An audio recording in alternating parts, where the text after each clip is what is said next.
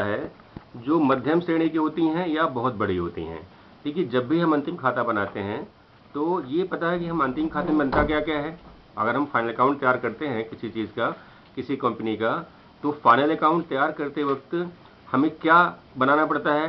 Trading account, profit loss account और balance sheet. ठीक है, तो ट्रेडिंग, प्रॉफिट, बैलेंस शीट कौन शाखाएं बनाती हैं, कौन से लोग बनाते हैं, इसके बारे में आपको सबको पता है कि जो बड़ी संख्या की जो बहुत बड़ी कंपनियां होती हैं वो ट्रेडिंग प्रॉफिट लॉस अकाउंट तैयार करती हैं, या फिर जो मध्यम श्रेणी की होती हैं वो तैयार करती हैं। ठीक है, इस विधि के अंतर्गत बनाते हैं हम शाखा का व्यापारी खाता एवं लाभ हानि खाता।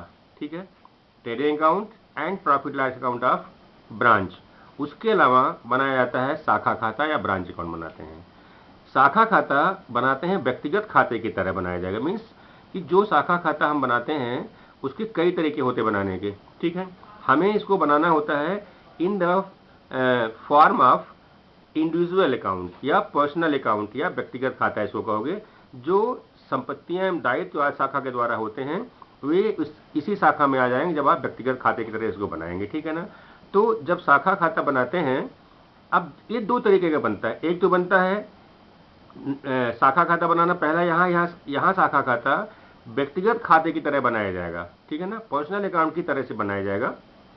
जबकि हम जब साधारण विधि में बनाते हैं तो साधारण विधि में हम पहले आपको बता चुके हैं कि साधारण विधि में ब्रांच अकाउंट को नॉमिनल अकाउंट की तरह बनाया जाता है। ठीक है, ब्रांच अकाउंट को साधारण विधि में नॉमिनल अकाउंट की तरह से बनाया जाएगा, जबकि अंतिम खाते की तरह से जब बनाओगे आप तो इसमें आप बनाते हैं पर्सनल अकाउंट की तरह से। ठीक है ना, यहाँ पे शाखा खाते की जो डेबिट बाकी होगी या क्रेडिट बाकी, यहाँ शाखा खाता डेबिट बाकी प्रकट करेगा या क्रेडिट बाकी प्रकट करेगा। ठीक है, अतः जब इसमें क्रेडिट बाकी होती है तो इस बाकी की राशि को वही राशि मानी जाएगी जो कि शाखा के पास बचे हुए अंतिम stock, closing cash, closing furniture और क्लोजिंग पेटी कैश के रूप का योग होता है, वो यहाँ डेबिट बाकी होती है।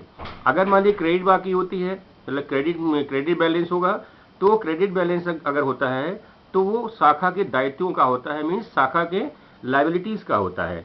इस विधि के अनुसार शाखा खाते जब बनाएंगे उसका एक सिंपल सा नमूना बोल देता हूँ मैं आपके सामने। जैसे मैंने कहा कि जो डेबिट बाकी होगी एसेट्स की, उसको कहाँ लिखोगे? टू बैलेंस ब्रॉट डाउन, और उसके बाद जितनी एसेट्स होंगी, चाहे stock, furniture, debtor, cash, prepaid expenses, इन सबको आप यहाँ पे डेबिट साइड में टू बैलेंस BD लिख देते हैं। ठीक, फिर आप लिखते हैं गुड सप्लाई टू ब्रांच, जैसा कि आपने पहले देखा भी है इसको, तो गुड सप्लाइड टू ब्रांच लिखेंगे, साथ में लेस रिटर्न लिख देते हैं। ठीक है ना, लेस रिटर्न किसमें लिखते हो? पर्सनल अकाउंट की तरह से आप बनाते हो, तब इसमें आप to good supply to branch minus करते हैं लेस रिटर्न्स। अगर शाखा ने कोई माल वापस किया हुआ है तो उसको घटा के सीधे लिख दोगे यहाँ पे। ठीक है, फिर है टू कैश फॉर एक्सपेंसेस, जो हम पहले लिखते थे टू कैश फॉर एक्सपेंसेस या cash receipt for expenses by the branch, तो या cash send to branch by head office for expenses, तो हम क्या लिखते थे यहाँ पे? टू एक्सपेंसेस लिख देते थे, या टू कैश लिखेंगे फिर एक्सपेंसेस ब्रैकेट में कर देते थे, या एक्सपेंसेस को अलग अलग हम नोट कर देते थे। ठीक है ना, तो इतना हम लिखते थे पहले भी, और यहाँ इतना पहले भी अभी भी लिखते हैं। ठीक है, क्रेडिट साइड में क्या लिखते हैं? बाई बैलेंस ब्रॉट डाउन, जिसमें कि लायबिलिटीज लिखेंगे, जितनी लायबिलिटीज होंगी वहाँ पे बची हुई साल के अंत में उसको लिख दिया जाएगा। ठीक, बाई बैंक, फिर लिखते हैं आप कैश, जो बाई कैश लिखते हैं, बाई बैंक लिखते हैं। बाई कैश या बैंक उस वक्त लिख दोगे आप जबकि आपके पास जो पैसा मिला हुआ है माल को बेचने के पश्चात, उस कैश को यहाँ पे नोट डाउन कर देते हैं। ठीक, क्या लिखना है? कैश सेल्स का पैसा आप भेजते हैं। इसके अलावा अमाउंट रिसीव्ड फ्रॉम डेटर्स, जो पैसा मिला डेटर से, उसको भी आप यहाँ पे लिख देते हैं। ठीक है ना, फिर है इसके अलावा कुछ लिखते हैं यहाँ पे। अगर पहले का क्वेश्चन देखा होगा आपने तो गुड्स इन ट्रांजिट था यहाँ पे, लेकिन गुड्स इन ट्रांजिट को हमने क्या किया था, वहाँ पे लिखा था, पहले जोड़ दिया था गुड सप्लाई टू ब्रांच में, और प्लस हमने किया हुआ था डेबिट क्रेडिट साइड में भी हमने गुड सप्लाई टू ब्रांच लिखा हुआ था। यहाँ पर अगर लिखना होगा तो भी लिख सकते हैं, लेकिन यहाँ पे good supply to branch less return अगर है तो रिटर्न घटा दी जाता है। फिर है उसके बाद अपना कैलकुलेट कर लीजिए, जो भी निकलेगा आपका बैलेंस निकाल लीजिए। डेबिट साइड का बैलेंस होगा या क्रेडिट बैलेंस होगा, डेबिट या क्रेडिट बैलेंस जो भी होगा उसको आप देख लेंगे। क्रेडिट बैलेंस होगा तो लाभ हो जाएगा और डेबिट बैलेंस होगा तो हानि हो जाएगी। ठीक है, इससे एक तो हो गया शाखा खाता बनाना, जिसे पर्सनल या नॉमिनल अकाउंट की तरह से बनाते हैं। दूसरा है शाखा का trading and profit and loss account, ठीक है, शाखा का ट्रेडिंग प्रॉफिट लॉस अकाउंट तैयार करना। इसमें एक जानते हो आप कब बनाते हैं प्रॉफिट लॉस अकाउंट, कैसे तैयार किया जाता है? प्रॉफिट लॉस अकाउंट कब बनाते हैं? नियमानुसार ये पता है आपको कि profit loss account, trading account एक निर्धारित अवधि के पश्चात बनाया जाता है, जो कि बहुधा 1 वर्ष की होती है, ठीक है ना। 1 वर्ष के बाद बनाया जाएगा।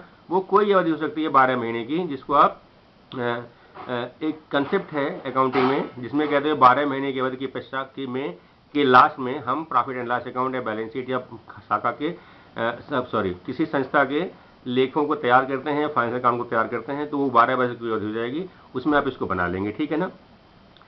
यदि शाखा को भेजा गया माल ओपनिंग स्टॉक और क्लोजिंग स्टॉक बीजक मूल्य पर दिए हुए हैं, तो इन्हें आप हमेशा लागत मूल्य पे दिखाओगे। मीन्स लागत मूल्य मीन्स कास्ट प्राइस पे दिखाओगे, ठीक। किस में दिखाना है इसको? जब आप trading and profit and loss account या अंतिम अकाउंट मेथड या फाइनल अकाउंट मेथड के हिसाब से तैयार करते हैं, तो ऐसी अवस्था में आपको जो दिखाए जाते हैं लागत, दिखाए माल प्राप्त किया या गुड्स जो मिला आपको, वो सब, या जो जो आपने लिखा हुआ है ओपनिंग स्टॉक और क्लोजिंग स्टॉक, इनको किस पे लिखना होगा? हमें इसे लिखना होगा कॉस्ट प्राइस पे, ठीक है। अर्थात बीजक मूल्य में से बढ़े हुए मूल्यों को घटा दिया जाएगा, जो राशि आएगी उसे व्यापारिक खाते में लिखा जाएगा, ठीक है। दूसरा है, जो माल मुख्य कार्यालय ने शाखा को भेजा है वह इस खाते के बनाने की तिथि तक शाखा को प्राप्त नहीं हुआ है, अर्थात गुड्स इन ट्रांजिट है, इसको मूल लागत पर लिखेंगे आप, ठीक है ना। व्यापारिक खाते में अंतिम रहती के साथ उसको जोड़ के दिखा दिया जाता है। तीसरा है, यदि शाखा ने कोई माल मुख्य कार्यालय को वापस किया है, तो मतलब गुड्स रिटर्न किया है ब्रांच ने, तो इस वापस किए हुए माल को माल की मूल लागत अर्थात इनवॉइस प्राइस को घटा दिया जाएगा। उसके बाद जो मूल्य बचेगा भेजे गए माल में से उसको लेस करके लिख दिया जाएगा। अब अगर आप स्टेटमेंट समझ नहीं पाए हो तो ध्यान दीजिए कि हम स्पेसिमेन बता रहे हैं आपको। स्पेसिमेन आप branch trading and profit and loss account, जैसे आपका ट्रेडिंग प्रॉफिट लॉस अकाउंट पहले बनता था, जैसे आपने बनाया होगा फाइनल अकाउंट की तरह से, वैसे ही यहाँ पे ध्यान देना केवल इतना सा है कि जैसे वहां हम लिखते थे ओपनिंग स्टॉक, तो यहाँ पर भी आपको लिखना है टू स्टॉक। कौन सा स्टॉक होगा? ये ओपनिंग स्टॉक होगा, और यह ओपनिंग स्टॉक लागत मूल्य पर लिखा जाएगा अगर बीजक मूल्य पर भेजा गया माल तो, ठीक। तो लिखेंगे डेबिट साइड में टू स्टॉक, फिर लिखेंगे to good supplied. Good supplied जो माल ब्रांच को हेड ऑफिस ने भेजा हुआ है उसको यहाँ लिखेंगे, ठीक। किस मूल्य पर? वो भी लागत मूल्य पे यही आएगा। लेस करेंगे रिटर्न फ्रॉम ब्रांच, अगर ब्रांच ने कोई माल वापस किया हुआ है तो उसको भी आप यहाँ पे लेस कर देंगे, लेकिन वो भी आपका कॉस्ट प्राइस पे भी होगा, जो इन्फ्लेटेड प्राइस है उसको उसमें से लेस कर दिया जाएगा, ठीक है ना। तो दो ही चीजें आप यहाँ लिख रहे हो, ठीक है। ध्यान देने वाली बात यह है कि हमने बोला केवल 2 चीज लिखने के लिए, यहाँ पर हमने आपसे ये नहीं कहा कि आप एक्सपेंसेस लिख दीजिए। यहाँ पर क्यों नहीं कहा एक्सपेंसेस लिखने के लिए? क्योंकि जितने एक्सपेंसेस ब्रांच को मिलते हैं वे सारे के सारे एक्सपेंसेस इनडायरेक्ट एक्सपेंसेस होते हैं। ब्रांच माल तो नहीं बनाता ना, अगर माल बनाता तब तो वहाँ वेजेज लगती, माल बनाता तो बहुत सारी चीजें और लगती जो ट्रेडिंग अकाउंट में आप कभी दिखाया करते थे, मतलब डायरेक्ट एक्सपेंसेस, ठीक है ना। तो यहाँ पर ऐसा कुछ नहीं है, इसलिए हम specimen trading and profit loss account में ब्रांच के टू स्टॉक लिखेंगे, फिर लिखेंगे to good supplied less return from branch, ठीक है ना। तीनों कॉस्ट प्राइस पे लिखा जाएगा, ध्यान रखना इसका, ठीक। अब आइए क्रेडिट साइड में। क्रेडिट साइड में आपको लिखना होता है सेल्स।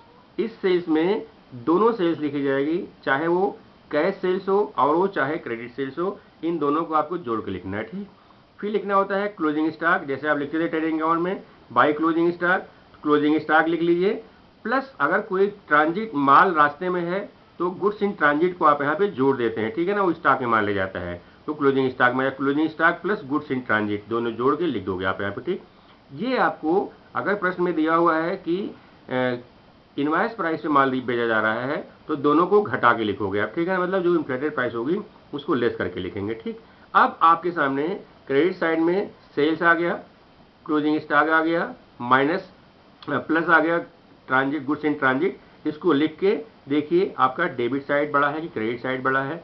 मान लीजिए क्रेडिट साइड बड़ा है, ज़्यादा आ रहा है, तो डेबिट साइड में लिखेंगे आप टू ग्रास प्रॉफिट, जैसे आप पहले क्या करते थे, टू ग्रास प्रॉफिट लिख दिया आपने, इस ग्रास प्रॉफिट को लिख दीजिए to gross profit carried down.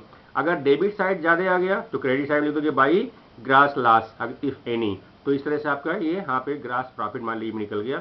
अब ग्रास प्रॉफिट को आप ले आते हो कहाँ पे, ट्रेडिंग अकाउंट के बाद आप बनाते हो प्रॉफिट लॉस अकाउंट, उसके आगे कंटिन्यू कर देते हैं, ठीक है ना। तो लिखेंगे आप by gross profit brought down, ठीक है। फिर डेबिट साइड में आइए, trading account, trading profit loss account की branch trading profit loss account की लिखेंगे टू एक्सपेंसेस। अगर कोई एक्सपेंस है जो हेड ऑफिस ने दिया हुआ है करने के लिए, जो भी खर्चा होगा ब्रांच का उसको उठा के यहाँ लिखेंगे। तो लिखना है टू एक्सपेंसेस। जो एक्सपेंसेस हो केवल कौन से एक्सपेंसेस यहाँ आएंगे, यहाँ सारे एक्सपेंसेस ब्रांच के होंगे, ब्रांच के सारे एक्सपेंसेस। इनडायरेक्ट एक्सपेंसेस होते हैं, डायरेक्ट एक्सपेंस कोई भी नहीं होता यहाँ पे, ठीक है। इसके अलावा टू डेप्रिसिएशन, जो एसेट्स वगैरह ब्रांच के पास है उसमें अगर कोई डेप्रिसिएशन है तो उस डेप्रिसिएशन को भी आप यहाँ पे लिख देंगे। तो हो गया टू एक्सपेंसेस, टू डेप्रिसिएशन, ठीक है ना। उसके बाद अगर कोई खर्चा लिखता है टू इनडायरेक्ट एक्सपेंसेस तो आप उसको भी यहाँ लिख देंगे। और आप ग्रास प्रॉफिट आपके सामने थी ही, उससे बैलेंस कर लेंगे। अगर क्रेडिट साइड बड़ा है, ज़्यादा है, और डेबिट साइड छोटा है तो आपका प्रॉफिट आएगा तो general profit and loss account लिखेंगे, ब्रैकेट में लिख देते हैं प्रॉफिट। और अगर नहीं हुआ, ऐसा उल्टा हो गया इसका, तो by general profit and loss account bracket में क्रेडिट साइड में लॉस लिख देते हैं। इस तरह से हमारा ये इस पे trading branch trading and profit loss account तैयार हो जाता है, ठीक है। अब एक क्वेश्चन, थोड़ा सा बड़ा क्वेश्चन है ये, मैं भेजूंगा आपको इसको, अभी थोड़ी देर में भेज दूंगा। लेकिन फिलहाल इस क्वेश्चन को आप जरा लिखिए अपने फटाफट, लिख लेंगे लोग। क्वेश्चन नोट करिए, 2 मिनट में हो जाएगा क्वेश्चन।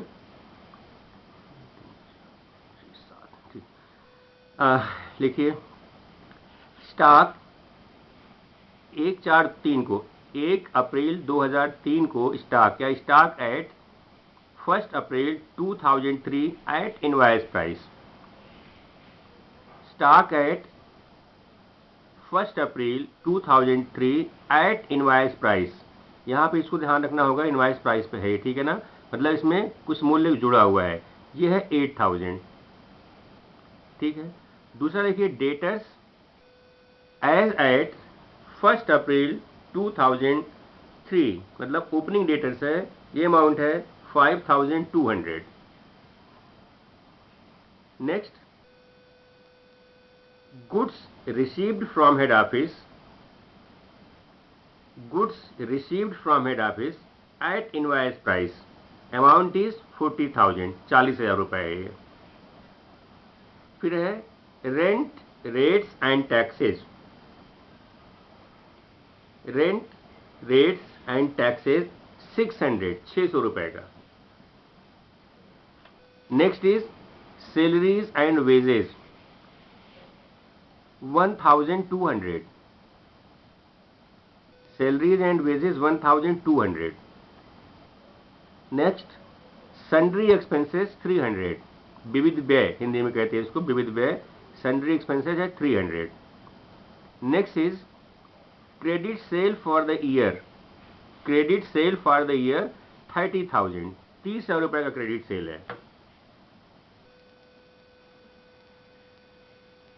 ठीक है। आगे लिखिएगा, cash received on ledger account, मतलब देनदारों से प्राप्त रकम, जो देनदारों ने पैसा दिया वो है cash received on ledger accounts 28,500, 28,500 रुपए है ये।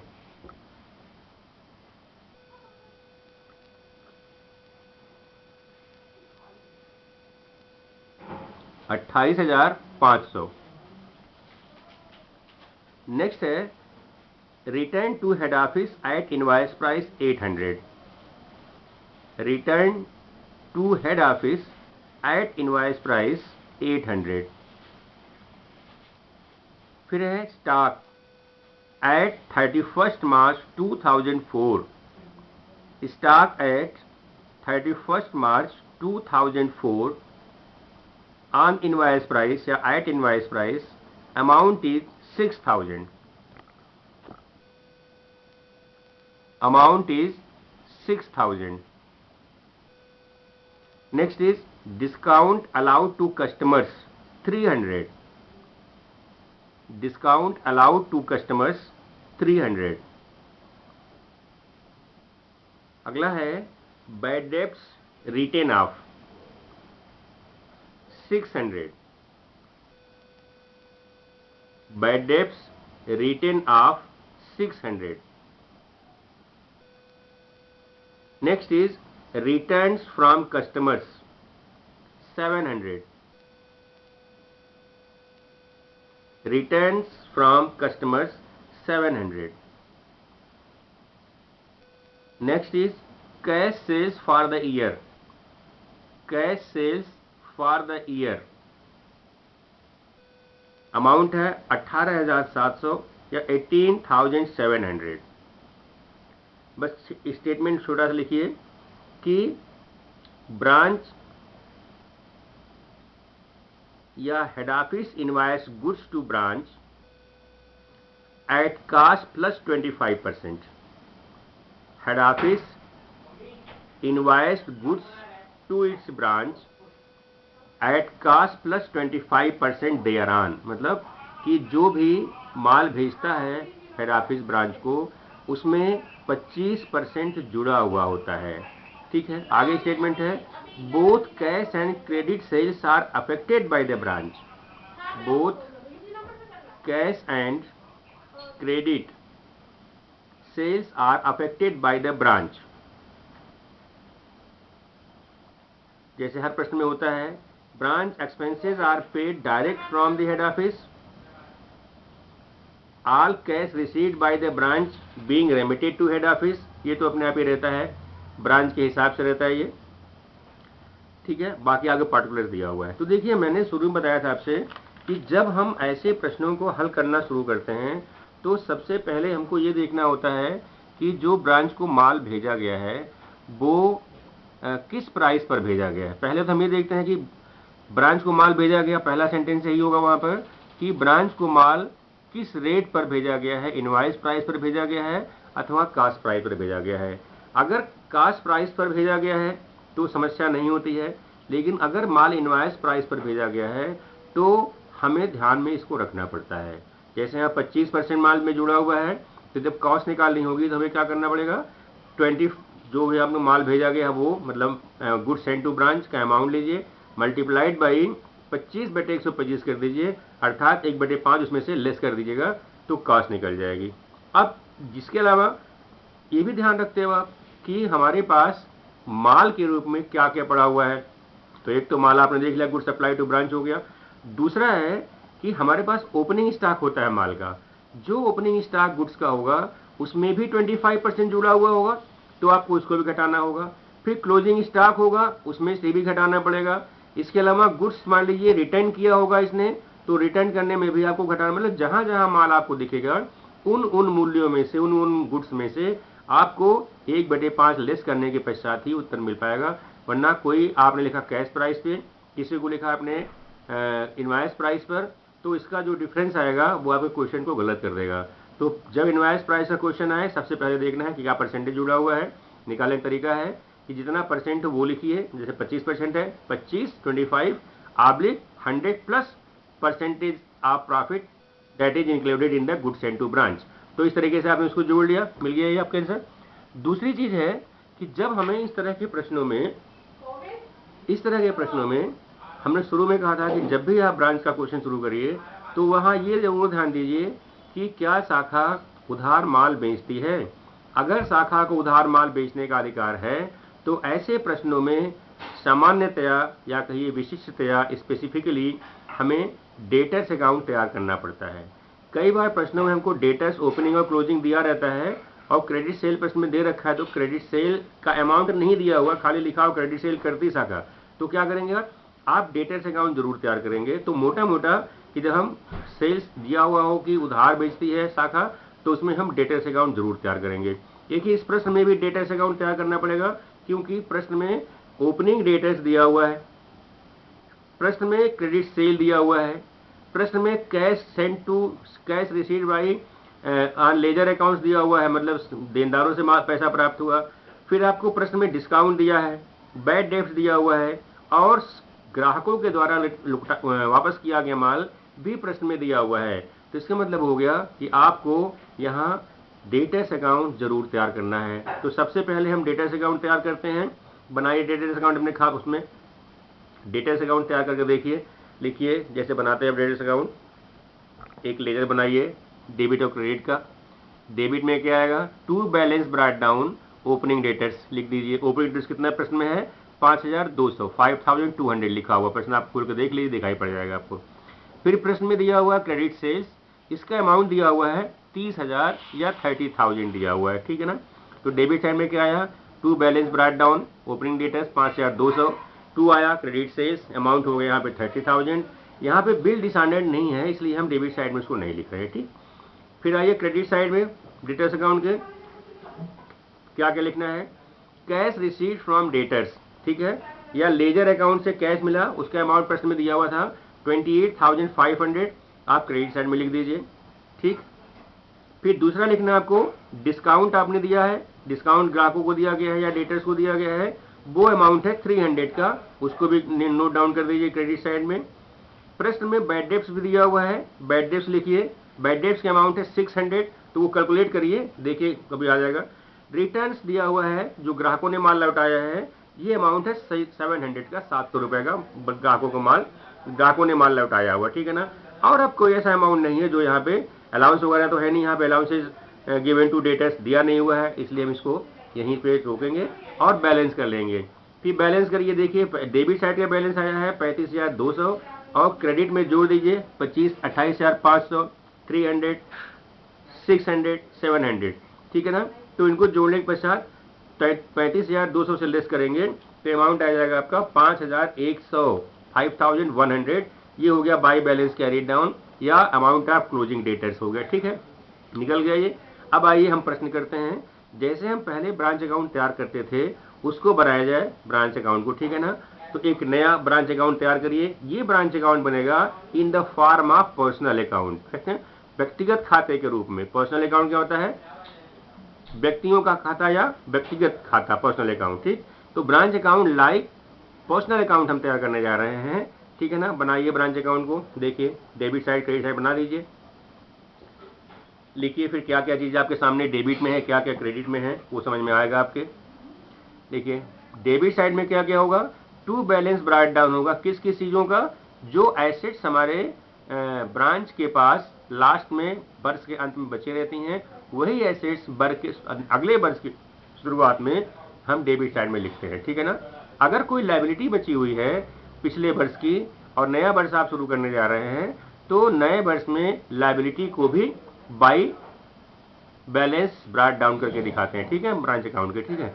तो लिखिए टू बैलेंस ब्रॉट डाउन, पहला है स्टॉक 8,000 का, प्रश्न में दिया हुआ है, आपको समझ में आ गया होगा, और डेटर्स दिया हुआ है 5,200 का, ठीक। तो ये हो गया stock and debtors by balance BD, stock 8,000, debtors 5,200 लिख दीजिए। तो ये 13,200 रुपी आपके कॉलम में पहली जगह पे आ गया डेबिट साइड में ब्रांच के। फिर है गुड सप्लाइड, गुड सप्लाइड प्रश्न में दिया हुआ आपको कितने रुपए का good supplied, good supplied to branch, ये है 40,000 या 40,000 का है, ठीक है ना। तो 40,000 यहाँ पे आपको लिखना हुआ, लिख दीजिए 40,000। यहाँ पे क्या कोई प्रश्न में रिटर्न है, माल वापस किया गया है ब्रांच के द्वारा, ब्रांच ने कोई माल वापस किया है, प्राप्ति है, किराया है, वेतन मजदूरी, विविध व्यय, उधार बिक्री, नगद वसूली। प्रधान कार्यालय को माल वापसी लिखा हुआ 800 का, ठीक है ना। तो आपको क्या करना होगा, 800 यहाँ घटाएंगे कि नहीं घटाएंगे, 40,000 रुपये लिखा हुआ यहाँ पे।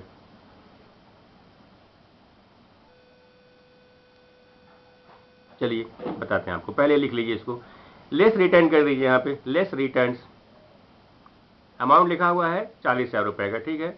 फिर लिखिए to cash account rent and salary, rent and rates 600, salaries and wages 1,200 और सन्ड्री एक्सपेंसेस 300,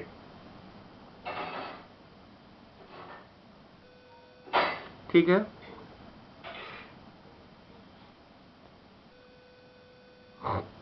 तो इसको लिखिए 600 हो गया आपका rent and rate, salary and wages 1,200, sundry expenses हो गया 300 का, इनको जोड़िए ये हो जाएगा 2,100, ठीक है।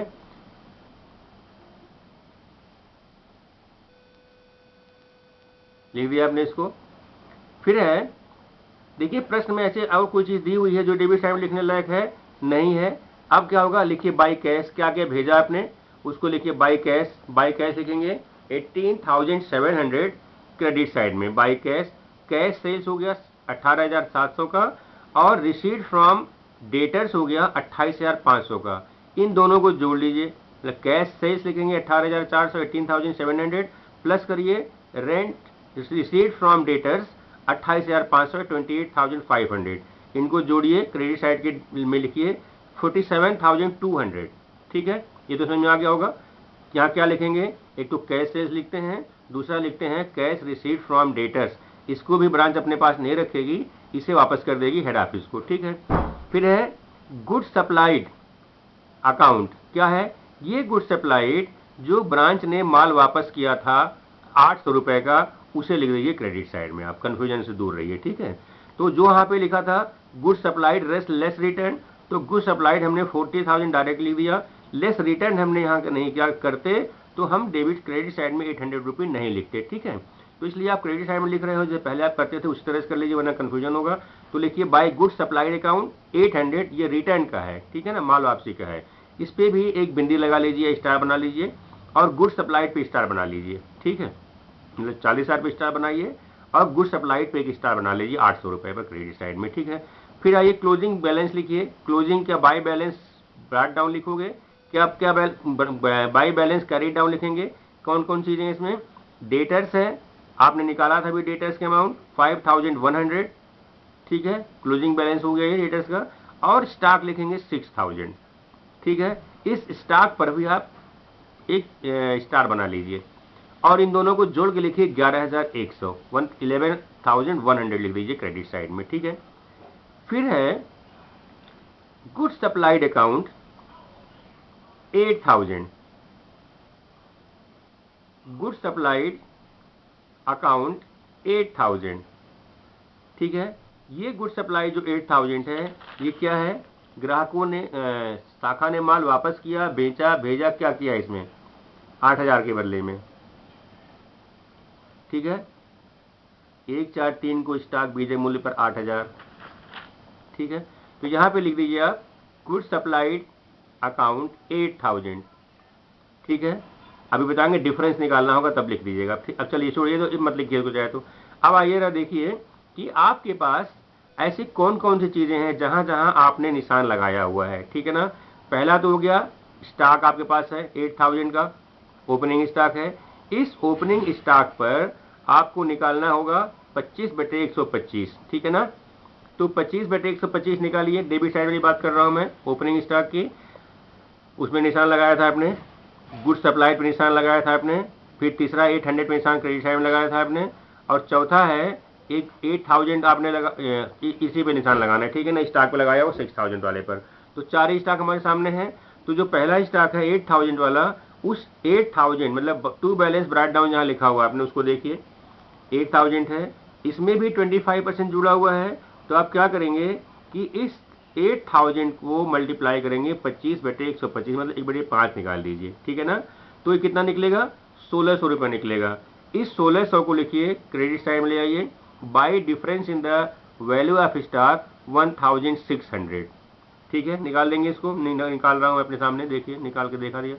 तो ये हो गया 1,600। ठीक है ना, दूसरा देखिए कि आपके पास ये गुड सप्लाइड है 40,000 का। ठीक है ना, 40,000 भी डेबिट साइड में है। 40,000 या 40,000 मल्टीप्लाई करिए 25/125 या 25/125, तो कितना निकलेगा? निकाल के देखिए, ये आएगा 8,000। तो फिर लिखिए by difference in good supplied account या by difference in good supply to branch account. कितना अमाउंट आएगा? 8,000 आ जाएगा इसका। ठीक है ना, तो क्योंकि ये डेबिट साइड में है इसलिए उठाइए इसको क्रेडिट साइड में डाल दीजिए, लिख दीजिए in by difference in the value of good supply to branch 8,000। ठीक है, दो चीज निकल गई, दो स्टॉक खत्म हो गए यहाँ से। तीसरा देखिए आपने लिख रखा है क्रेडिट साइड में गुड सप्लाइड अकाउंट। ठीक है ना, वापसी का माल था 800 का, इस 800 के डिफरेंस को उठाइए और डेबिट साइड में लाइए, क्रेडिट साइड में इसलिए है ना, इसलिए। तो लिखिए गुड सप्लाइड अकाउंट 800 गुणे 1/5 कर दीजिए, 800 मल्टीप्लाइड बाई 25/125 या 800 मल्टीप्लाइड बाई 1/5 कर दीजिए। तो ये निकलेगा आपका 160 रुपया। 160 रुपया, क्योंकि 800 क्रेडिट में रखा है आपने, इसलिए 160 रुपये को डेबिट में ला के रख दीजिए आप। ठीक है, अब चलिए इसके अलावा देखिए आपके पास स्टॉक भी है। स्टॉक कितने रुपए का? 6000 का क्रेडिट साइड में है, क्लोजिंग स्टॉक है ये 6000 रुपए का। ठीक है, इस 6000 को भी मल्टीप्लाई करोगे, इसका भी डिफरेंस निकालिएगा। तो 6000 मल्टीप्लाइड बाई 25/125, तो 6000 मल्टीप्लाई करिए 25/125 या 6000 गुणे 1/5 कर दीजिए, ये निकलेगा आपका 1200 रुपए, 1200 रुपए। क्योंकि ये अमाउंट 6000 का क्रेडिट साइड में है, इसलिए आप उस 1200 रुपए को लिखेंगे डेबिट साइड में, लिखेंगे to difference in the value of closing stock या स्टॉक, 1200 रुपए लिख दिया आपने। ठीक, अब आप कैलकुलेट कर लीजिए, तो आपके क्रेडिट साइड का जोड़ आ जाएगा 68,700, 68,700 लिखेंगे आप, और डेबिट साइड में को जोड़ लीजिएगा, घटाइएगा, तो डिफरेंस आएगा 12040, मतलब 12,040 रुपए का डिफरेंस आएगा। इसको लिखना है हमें डेबिट साइड में, तो लिखिए to profit and loss account 12,040। ठीक है, इस तरीके से हमारा ब्रांच अकाउंट पर्सनल अकाउंट के तरीके से हमने बना के बता दिया आपको। ठीक है, अब आइए अगर हम बनाते हैं branch trading and profit and loss account, तो branch trading and profit and loss account कैसे तैयार होगा? लिखिएगा, ऊपर में सीधा लिखा जाता है branch trading and profit and loss account, branch का जो नाम हो आप वहां लिख दीजिए, और ईयर आपका होगा 2004। ठीक है, क्योंकि 1 अप्रैल से लेके 31 मार्च तक चल रहा है, तो ये बनेगा, जो भी ईयर आप देखेंगे क्वेश्चन अपने हिसाब से लिख सकते हो, उसको वहां लिखिए। ठीक, चलिए देखिए क्या क्या लिखना हमको। पहले आप लिखेंगे डेबिट साइड में trading account, branch trading profit loss account के ट्रेडिंग अकाउंट वाले कॉलम में आइए, ऊपरी कॉलम में लिखेंगे टू स्टॉक। स्टॉक कितना लिखेंगे? यहाँ पे मैंने बताया था आपसे कि जब हम branch trading and profit loss account तैयार करते हैं, तो ब्रांच को के पास जो माल होगा, जो गुड्स होगा, उन सारी गुड्स को आप उसके कॉस्ट प्राइस पर लिखेंगे। आपने पहले क्वेश्चन अभी ब्रांच अकाउंट को किया, ब्रांच अकाउंट तैयार किया आपने, in the form of like personal account तैयार किया था आपने, तो उसमें आपने वस्तुओं, जैसे स्टॉक था 8000 रुपये, तो बाद में आपने उसमें से घटाया था, स्टॉक को घटाया था, 1600 घटा दिया था आपने। तो इसका मतलब हुआ कि जो स्टॉक मेरे पास 8000 रुपए का है, उस स्टॉक की कीमत 6400 रुपए ही होगी। क्यों कि 1/5 आप लेस कर दोगे यहां से। ठीक है ना, तो लिखिए टू स्टॉक 6400। ठीक, स्टॉक 6400 हो गया, निकाल लेंगे आराम से। फिर है to good supplied. Good supplied कितना है? गुड सप्लाइड वहां पे था 40,000। ठीक है ना, 40,000 था। उस 40,000 में से आपने माल को घटाया होगा, क्या था 40,000 में से?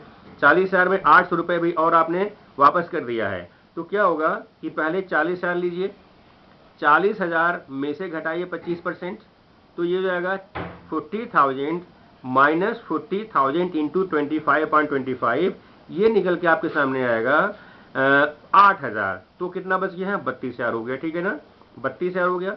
फिर 800 रुपए घटाओगे, 800 में से 25% घटाओगे, तो 800 मल्टीप्लाइड बाई 25/100, तो आपका निकल के यहाँ पे आएगा 640 रुपए। ठीक है ना, तो आप घटाएंगे 32,000 में से घटा दीजिएगा 640 रुपए और, तो ये हो जाएगा 31,360 रुपए। ठीक है, तो डेबिट साइड में आप लिखिए 31,360 टू गुड सप्लाइड के नाम पर, 31,360 लिखेंगे आप गुड सप्लाइड में, टू गुड सप्लाइड। ठीक, क्रेडिट साइड में आइए, ट्रेडिंग अकाउंट के लिखेंगे बाई सेल्स। सेल्स कितने रुपए की यहाँ पे है? प्रश्न में कुछ आपको दिया हुआ है, एक दिया हुआ क्रेडिट सेल और दूसरी दी हुई कैश सेल्स। तो क्रेडिट सेल दी हुई है 30,000 रुपए की। ठीक है ना, और 30,000 ये दिया हुआ है, प्लस आपको दिया हुआ 18,700 रुपए। ठीक है ना, ये 18,700 रुपए क्या दिया हुआ है? प्रश्न को देखिए, 18,700 का माल इन्होंने खुद से बेचा। पहले क्रेडिट सेल ले लेंगे आप 30,000 की, और 18,700 रुपए का माल इन्होंने और बेच रखा है। ठीक है ना, किसको बेचा था इन्होंने? कैश सेल्स में बेचा था। तो ये जोड़िएगा, ये होगा 48,000। ठीक है, 48,700 होगा ये। इस 48,700 में से 700 रुपए का माल आपको ग्राहकों ने वापस कर दिया है। ठीक है ना, तो ग्राहक के द्वारा माल जो भी वापस कर दिया गया, ये भी आपके सेल्स में से घट जाएगा, क्योंकि पूरी की पूरी सेल्स मानी जाती है, कैश और क्रेडिट सेल्स मिला के मानी जाती है। लेकिन क्योंकि यहाँ पर 700 रुपए का माल ग्राहकों ने वापस कर दिया है, इसलिए इस 48,700 से या 48,700 से आपको लेस करना होगा 700 रुपी, और तब इसे लिखना होगा branch trading and profit loss account के क्रेडिट साइड में। ये अमाउंट हो जाएगा बाय सेल्स 48,000। ठीक, इसी के क्रेडिट साइड में स्टॉक भी लिखते हो ट्रेडिंग अकाउंट के। तो स्टॉक कितने रुपए क्लोजिंग स्टॉक देखिए, क्लोजिंग स्टॉक आपका है 6,000। 6,000 को भी मैंने कहा था कि जितने माल होंगे इसमें आप ट्रेडिंग अकाउंट जब बनाओगे तो उसे कॉस्ट प्राइस पर ही लिखना होता है। इसलिए 6,000 में से 25/125 मतलब 1/5 घटा दीजिए, तो कितना होगा ये 1,048 1200 आ जाएगा। पहले आप कर भी चुके हैं इसको, तो इसलिए 4800 रुपये यहाँ लिख दीजिए क्रेडिट साइड में बाय स्टॉक। अब इसको बैलेंस कर लीजिए, बैलेंस करने पे क्रेडिट साइड आएगा जोड़ 52,800, और डेबिट साइड का जोड़ लीजिए 6,400 31,360, इसको घटा दीजिए 52,800 में से, अमाउंट आएगा 15,040 मतलब 15,040। ठीक है, लिख दीजिए क्रेडिट साइड में। अब ग्रास प्रॉफिट हो गया ना, ये हो गया 2 grass profit carried down debit side में 15,040 रुपया ब्रांच का ट्रेडिंग अकाउंट में प्रॉफिट आ गई। ठीक, इसको आप लाते हो क्रेडिट साइड में। ठीक है ना, लिखेंगे by gross profit brought down. ठीक है ना, जब ब्रांच प्रॉफिट लॉस अकाउंट तो ट्रांसफर करते हो ग्रास प्रॉफिट को, तो ग्रास प्रॉफिट को क्रेडिट साइड में ले आइए, लिखिए by gross profit brought down. Amount आपका है 15,040 रुपया। ठीक, अब आपको प्रॉफिट लॉस अकाउंट में क्या क्या लिखना होता है, सारे के सारे इनडायरेक्ट एक्सपेंसेस लिखने होते हैं। ठीक है ना, तो ब्रांच के इनडायरेक्ट एक्सपेंसेस कौन कौन से हैं आपने भी देखा था, बहुत सारे एक्सपेंसेस आपने डेटर्स में से घटाए थे, डेटर्स खाता बनाते थे देखा था आपने। तो पहले लिखिए बैड डेब्ट्स 600, लिखिए 2 बैड डेब्ट्स 600 डेबिट साइड में। ठीक है, फिर 2 डिस्काउंट दिया हुआ 300। ठीक है, 2 बैड डेब्ट्स 600 डेबिट में ही, 2 डिस्काउंट 300, ये सारे खर्च दिए हुए क्वेश्चन में, और आपने ये बनाया था डेटर्स अकाउंट वहां भी आपने इसको लिखा था। फिर लिखिए रेंट एंड रेट्स 600 डेबिट में ही,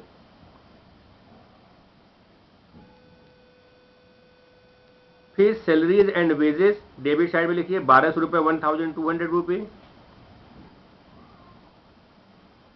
फिर है सन्ड्री एक्सपेंसेस 300 रुपये।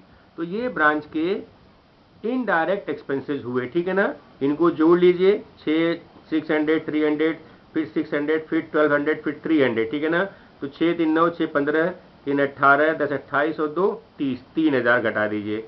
ठीक है ना, तो 15,040 में से 3,000 घटाओगे तो 12,040 रुपये आपका बैलेंस डेबिट साइड में आएगा।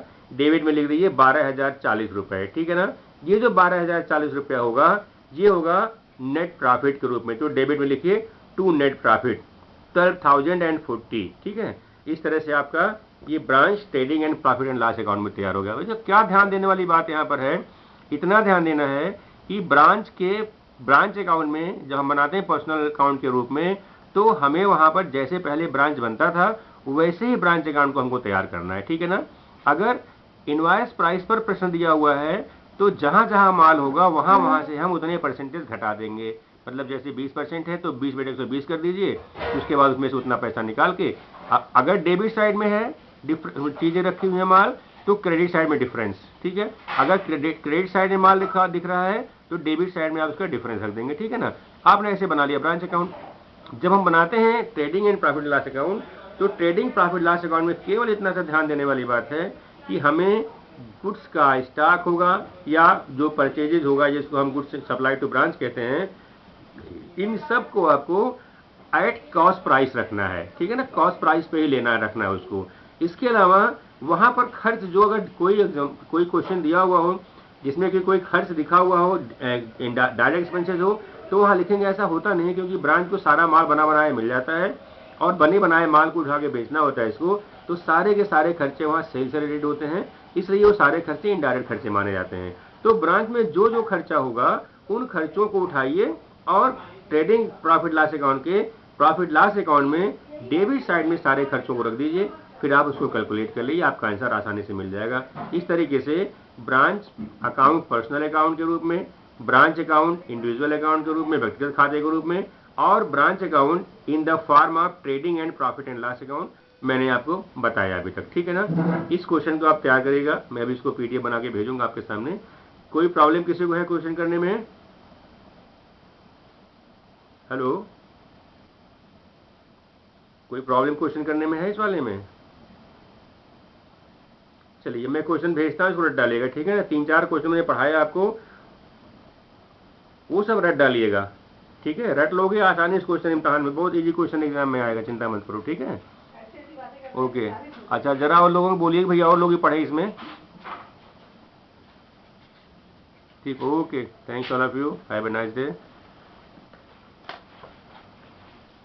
Okay, bye bye.